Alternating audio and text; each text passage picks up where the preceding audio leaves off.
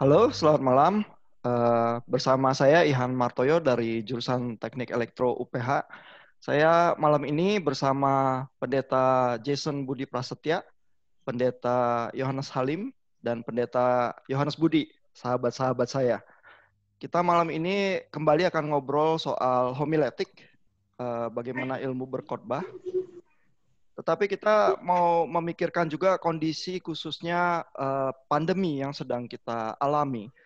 Dan jangan-jangan justru di tengah-tengah pandemi ini nuansa kita mendengarkan khotbah itu berubah drastis. Tadinya di gereja, walaupun mungkin khotbah kita rasa kurang relevan, tapi kita terpaksa duduk di sana, tidak bisa kemana-mana begitu ya. Namun sekarang dengan sangat mudah kita bisa berganti channel di YouTube ya.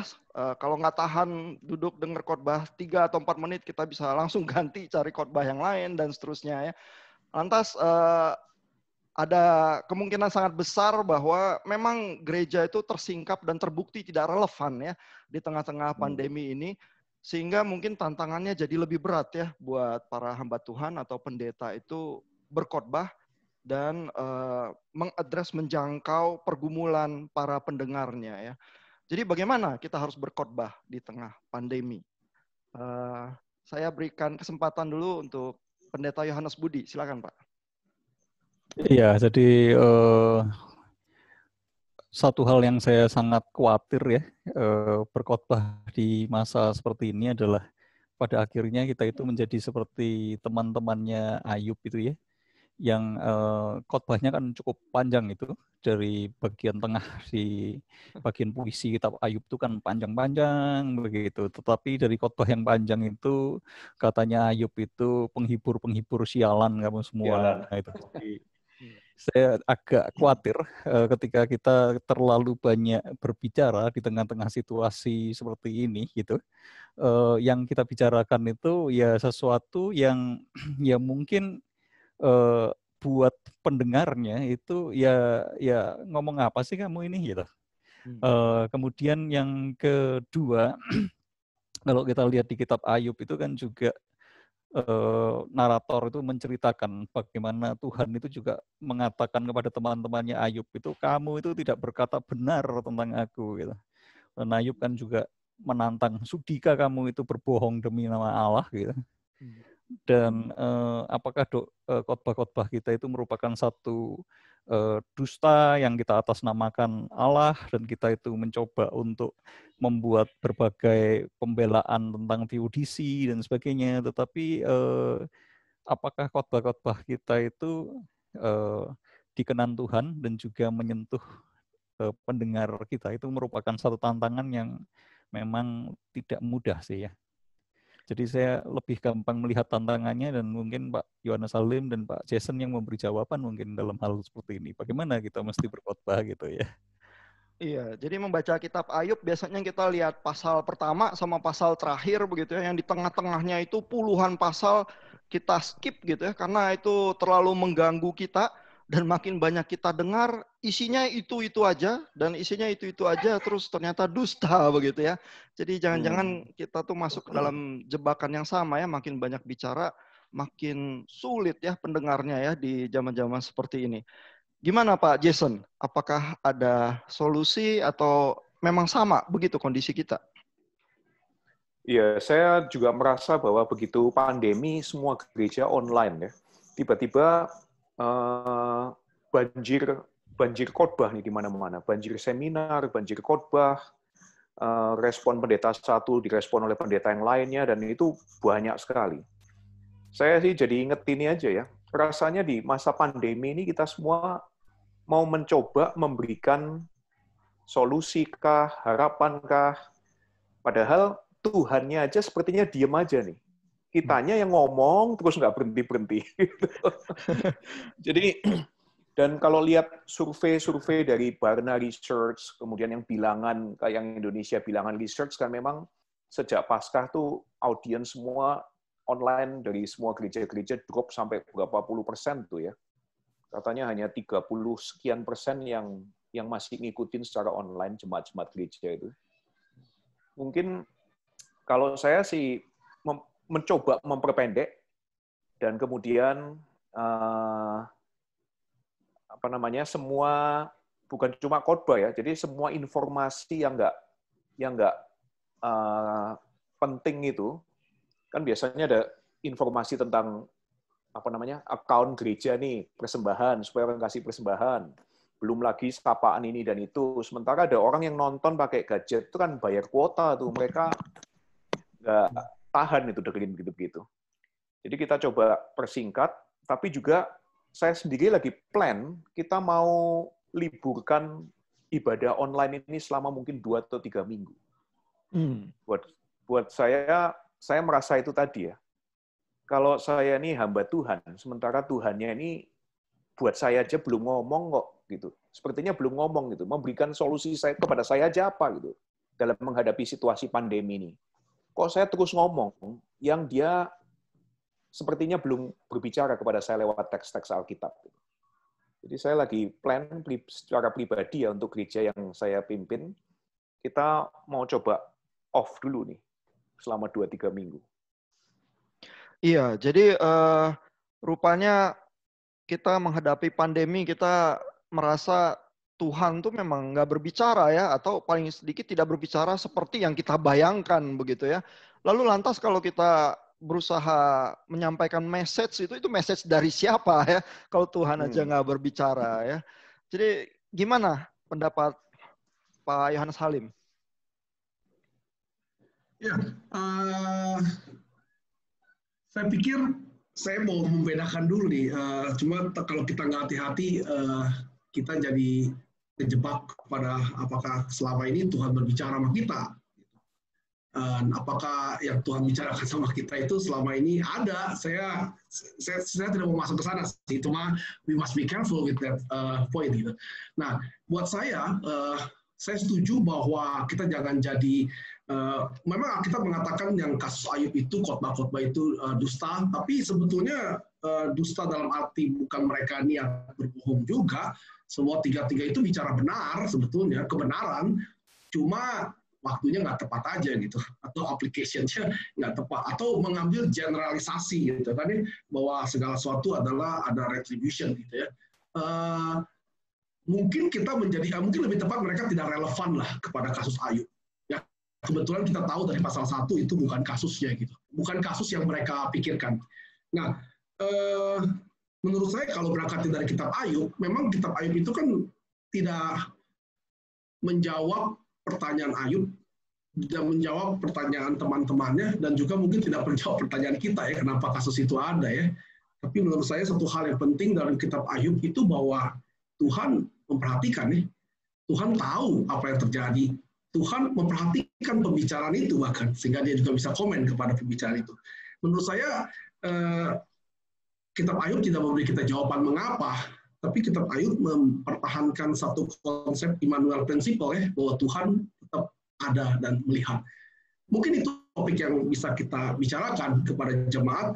Juga kita nggak perlu jadi pengkhotbah sialan gitu ya, sekedar memberikan teologi-teologi yang benar. Nah, saya mau mengatakan yang benar nih, kalau yang salah nggak usah kita omong lah gitu.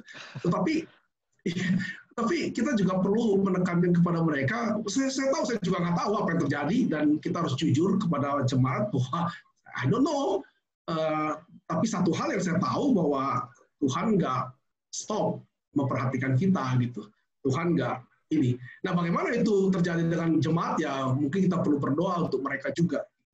Saya pikir sih itu. Saya cuma setiap kali saya memikirkan bagaimana meyakinkan mereka, sekali lagi dari setiap teks yang saya coba bagikan adalah ya Tuhan itu terus memperhatikan kita, sekalipun kita nggak tahu what is happening gitu, mengapa gitu.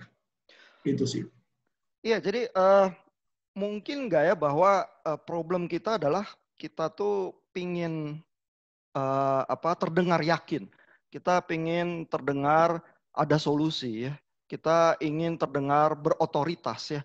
Tetapi justru kalau menghadapi kasus yang semacam Ayub yang seperti itu ya, justru teman-temannya itu yang memang punya dorongan untuk berotoritas ya, karena menurut mereka semua Alkitab tuh jelas ya, kalau kamu dihukum Tuhan ya kamu orang berdosa, selesai begitu ya.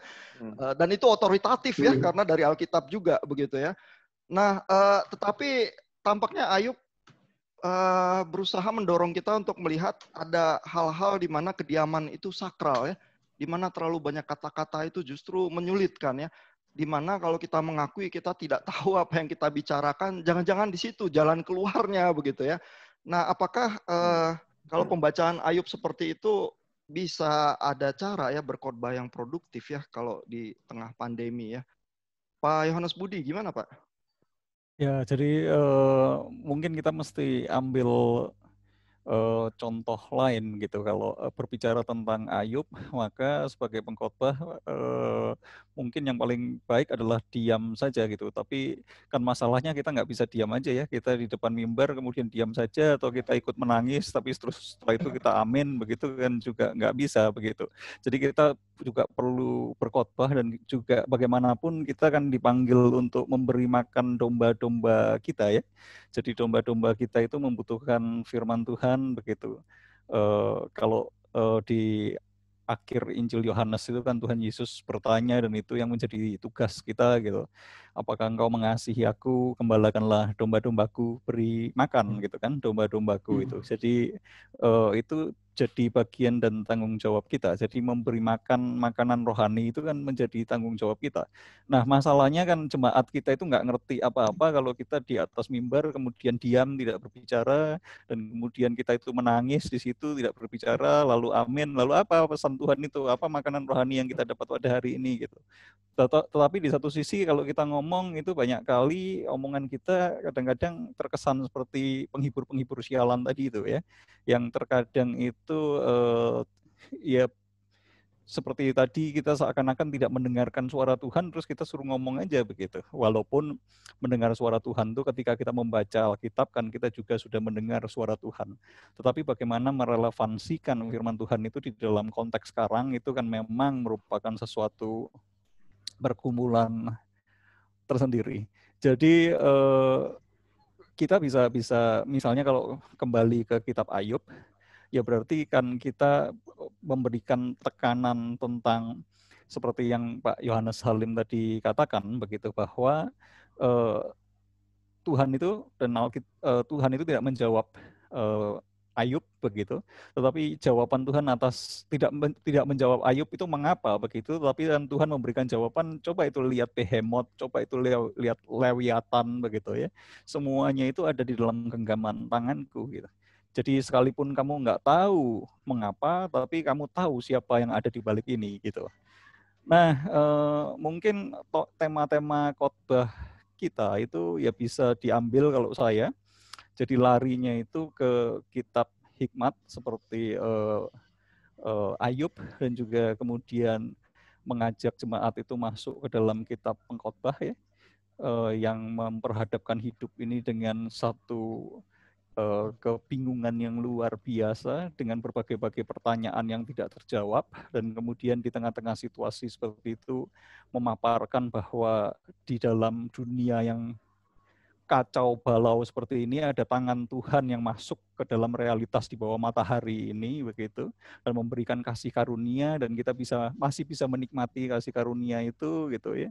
Dan kemudian berkhotbah ya dari Mazmur ya, jadi ratapan dan pujian itu berjalan beriringan begitu. Pada saatnya meratap ya kita itu meratap, pada saatnya kita itu melakukan pujian ya kita itu melakukan satu pujian, pada saat kita itu marah ya kita itu mengungkapkan kemarahan kita juga di dalam doa sebagai bagian dari kehidupan iman Kristen yang otentik, mungkin begitu ya. Cuma bagaimana begitu supaya itu bukan hanya menjadi omongan kosong begitu. Itu yang perlu ya. Nah, ini mulai ada arah-arah ke solusi nih. Misalnya yang diusulkan adalah kitab-kitab hikmat ya, mungkin memberikan banyak peluang ya untuk kita masuk ke dalam pergulatan itu. Karena kalau kita lihat secara historical, kitab hikmat itu memang adalah waktu-waktu terakhir atau bahkan mungkin pasca pembuangan ke Babel itu justru pergulatan itu muncul di sana ya. Sehingga bahkan di dalam sejarah Israel itu ada ketidakmengertian yang sangat besar ya. Kenapa Tuhan membuang kita seperti ini ya? Tentu mungkin ini kesalahan kita sebagai bangsa, tetapi bukankah Tuhan itu Allah yang menjanjikan kesetiaan gitu ya? Kenapa kita nasibnya gini? Sehingga di dalam pergulatan itu muncul ya kitab-kitab hikmat itu yang sering sekali menceritakan dunia yang tidak simpel dan hitam putih begitu ya. Jadi itu mungkin peluangnya ya. Jangan-jangan Alkitab memang berisi ya bagian-bagian yang sangat nelangsa, sangat mengganggu kita. Tetapi kalau kita berani berbicara ke dalam situasi itu dengan cukup rasa respect ya, bahwa ini hal-hal yang kita tidak mengerti dengan cukup baik, jangan-jangan di situ ya kita bersentuhan lagi dengan kebaikan Tuhan ya. Gimana Pak Jason, apa solusi semacam itu dari Pak Yohanes Budi itu masuk akal? Oh iya, make sense sekali, karena Hebrew Scripture kan memang perjalanan bangsa pilihan Tuhan yang dipilih jadi percontohan oleh Tuhan ya, untuk ini loh, bangsa pilihan Tuhan ini kayak begini nih. Mereka juga menghadapi sulit jungkir baliknya kehidupan, tetapi Allah menyertai. Nah, kalau saya pribadi, saya selalu ingat apa yang Tuhan Yesus ngomong sih ya. Setelah khotbah di bukit, di akhir kan dia bilang, badai pasti datang. Tapi siapa yang mendengar perkataanku dan melakukannya, dia mempersiapkan rumah di atas batu karang yang teguh. Jadi dia nggak menjanjikan badai nggak datang, badai pasti datang. Dan kemudian dia mulai, kalau saya ingat khotbah di atas bukit kan 8 sabda bahagia itu ditujukan kepada orang-orang sakit, orang-orang yang datang kepada Yesus di Matius pasal 4 bagian akhir, yang sakit, yang lumpuh, yang rohaninya sakit. Saya sendiri aja merasa hari-hari ini rohani saya juga sakit. Tubuhnya sih sehat, tapi rohaninya, emosinya, ternyata banyak juga teman-teman saya yang Kristen-Kristen, pendeta juga pada sakit rohaninya. Tapi justru di masa-masa ini kok saya ingat yang Tuhan Yesus bilang gitu ya. Di bagian pertama, sabda bahagia, dia bahkan berkata, atau berbahagialah yang miskin rohani. Atau mungkin bahasa lainnya ya, spiritually poor. Rohaninya sakit lah. Tapi justru yang sadar rohaninya sakit, yang punya kerajaan surga, yang berduka cita, dan sebagainya. Jadi, kalau ngambil teks-teks Alkitab sih, yang jelas Mazmur, kitab-kitab hikmat menghadapi situasi sulit, termasuk misalnya Esther, kisah tentang Esther, ada juga yang pakai kemarin waktu itu saya dengar, sangat helpful untuk bisa memberikan tips, message bagi audiens. Pasti yang dengar juga bisa mendapatkan beberapa hal-hal yang berguna ya. Yang jelas kita juga perlu mengakui kejujuran sebagai pembicara bahwa saya ini yang sedang khotbah juga sebetulnya sama, nggak tahu, sama bingungnya, sama sakitnya. Nah itu mungkin akan menolong orang untuk juga mau dengar gitu. Kalau hanya memberikan solusi ya, meskipun hebat ya, meskipun benar ya, ya itu dibilang pengkhotbah sialan memang kamu gitu. Itu buat yang benar ya, apalagi yang salah ya. Iya. Nah, tapi dari Pak Jason ini ada solusi lain lagi ya, karena Pak Jason tadi langsung teringat Injil justru ya. Jadi bukan cuma kitab-kitab hikmat dari Perjanjian Lama, rupanya Injil pun ya menjanjikan bahwa ada kisah tentang badai itu ya.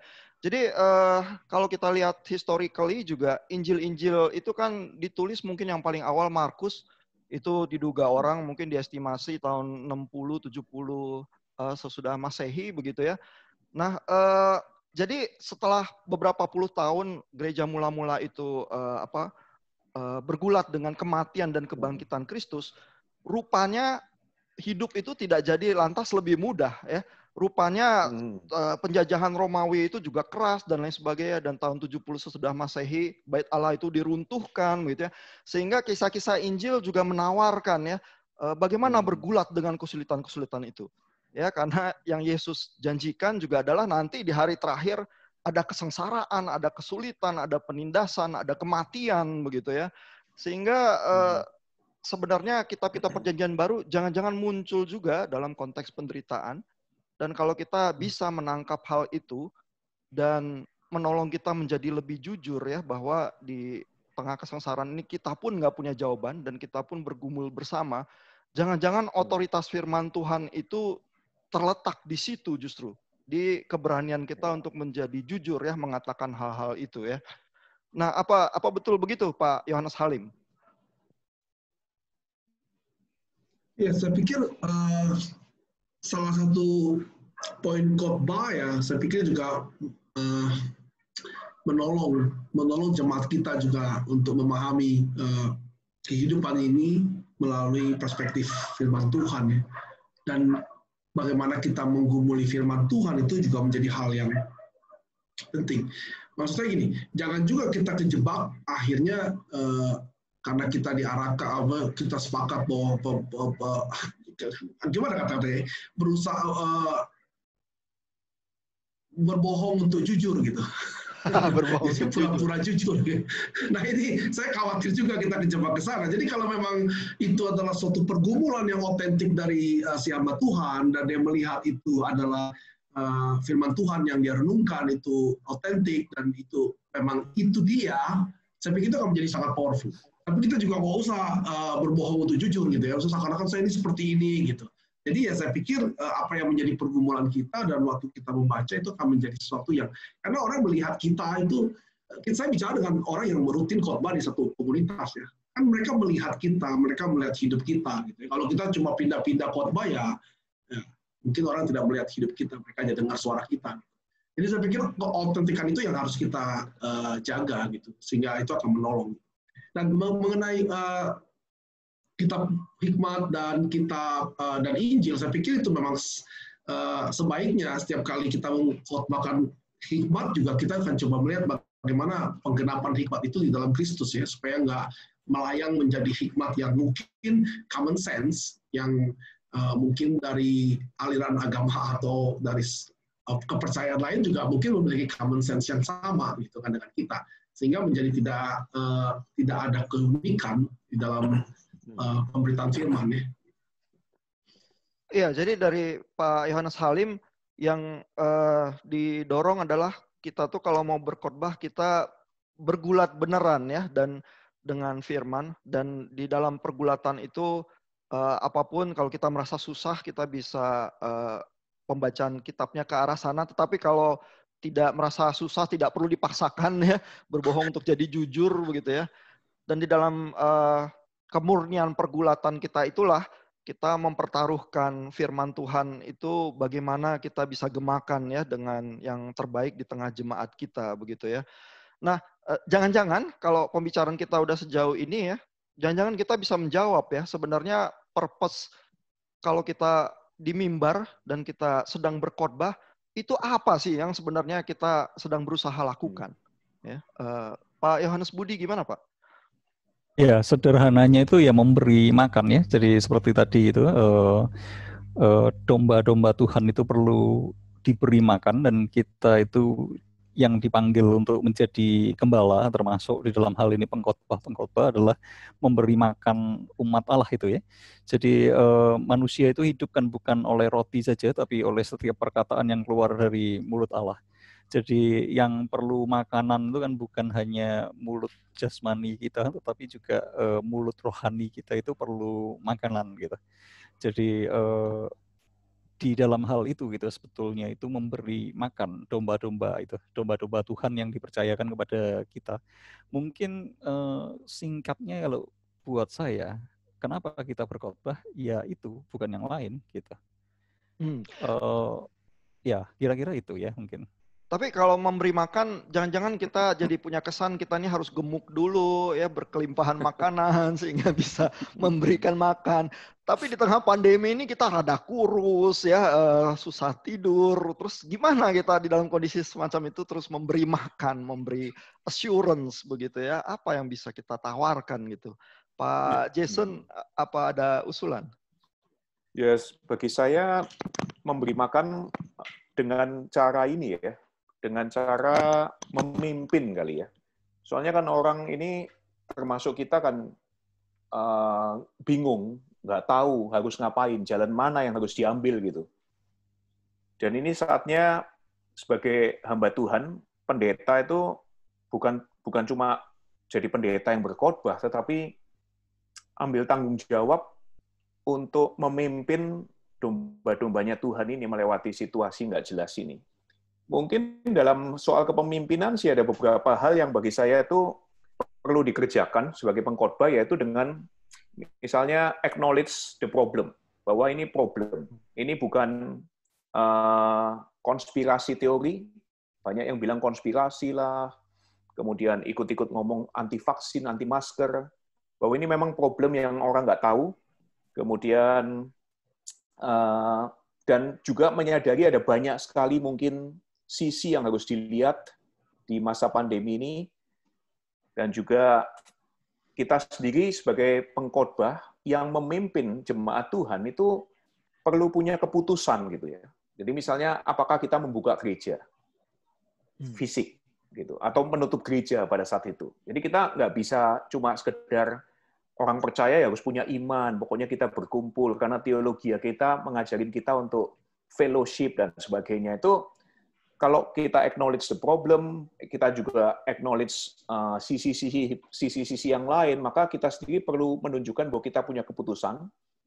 Meskipun keputusannya belum tentu semua orang suka, semua audiens suka, dan pada saat yang sama juga memberikan alasan mengapa saya memutuskan hal tersebut. Nah, sebagai pengkhotbah kemudian, kita menunjuk, ayo, ini keputusan yang kita buat, tetapi ada harapan yang kita masih terus fokuskan hati ini. Nah, itu yang kita bisa sampaikan lewat khotbah-khotbah kita ya, bahwa kita memberi makan itu dengan memimpin orang ke suatu arah yang jelas. Karena kalau hanya diberi makan, nggak dipimpin, obesitas nanti ya. Nah, jalan kemana-mana obesitas. Ya, jadi metafora yang ditawarkan adalah kepemimpinan itu ya, memberikan visi bagaimana hope yang lebih baik, tetapi juga memimpin dengan keputusan-keputusan yang dibicarakan ya.